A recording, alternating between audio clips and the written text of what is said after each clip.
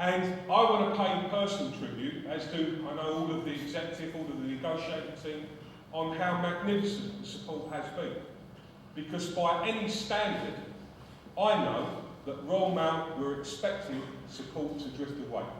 2 48-hour strikes on top of 4 previous one-day strikes, all of the crap propaganda they put out, all of the dishonesty they put out, and all of those tactics that they continually use to try and undermine a trade union doing its job haven't worked one iota. Well, we've been on strike, and I can tell you that we must have had 4 or 5 deadlines, yeah? Not deadlines by the trade union, deadlines by the employer. There was another one last night, 5 o'clock. If there isn't a deal by 5 o'clock, then there isn't going to be a deal whatsoever. I think that's happened in every single day of the negotiations. There's only one reason that they go past those deadlines and they're still in there, and it's down to you people. It's down to the CWU, it's down to our members up and down on picket lines today and the support that we've had. The dispute itself is also about postal workers defending their jobs, defending postal services and wanting decent terms and conditions. Shouldn't be anything wrong with that, and I think the public need to understand and need to thank you as well and thank our members, because we are the only people who are interested at the moment in making sure that there is a postal service going forward.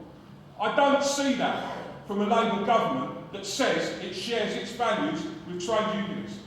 There hasn't been that support, and they've got to understand that when our people are in such a bit of struggle, if they want to sit on the sidelines, hide away and not come out, they ain't going to get away with it in the future.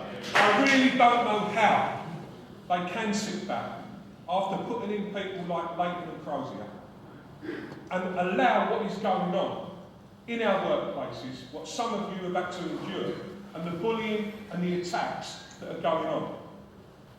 What are those attacks?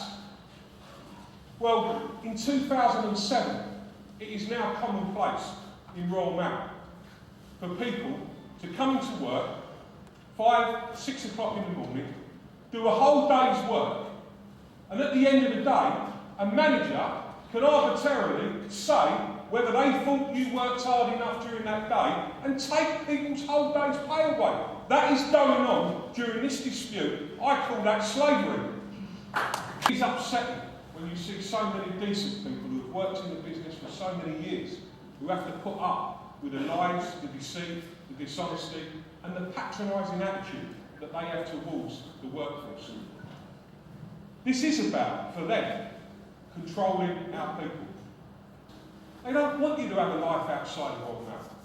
They want you to be in there at their beck and call. You know, it really is easy for anybody to come into a business. These business gurus make me absolutely sick.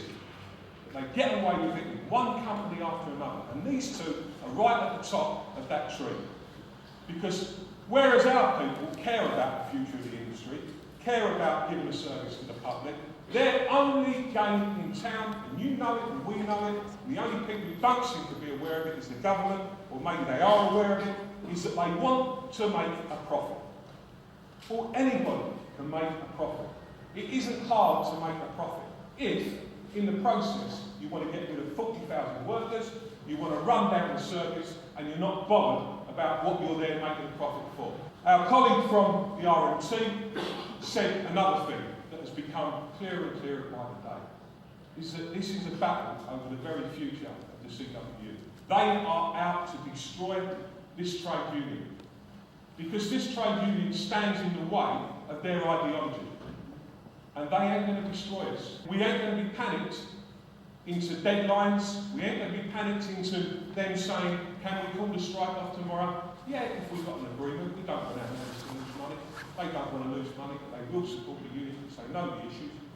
But I'm telling you, we will not be bowing down to threats by this employer and making agreements that are about taking the union out of the workplace. That is central to us continuing to be able to support our members. Let's turn to some of the wider issues. Let's turn to the government and let's have a look at what is really going on in the post office today. We've got also pensions. Our members deferred pay. Money that they've worked hard for all their lives. And we've got a government who seem to think that having some kind of phony share, where if the value of the company in 5 years' time goes up, that is more important than the hard work and hard money that people have put into their pensions over the years. You cannot escape that fact that this government has made a clear decision that it puts pensions second to phony shares. So I don't accept in any shape or form, and neither should anybody in this hall accept, that Gordon Brown and the Labour Party, Labour government, sorry, there are decent people in the Labour Party, we know that, and many of them are on this platform. I don't accept that they share this government, our values. So if we're going to resolve this dispute, we have to remain absolutely resolute. Our union has to remain strong, and you have to take that message back. We will not be frightened to carry on striking if we have to until we get the right deal. But I want you to know, through your support, these people up here are entirely resolute. We're entirely strong, and we're proud to be members of a fantastic trade union. Thank you very much, folks.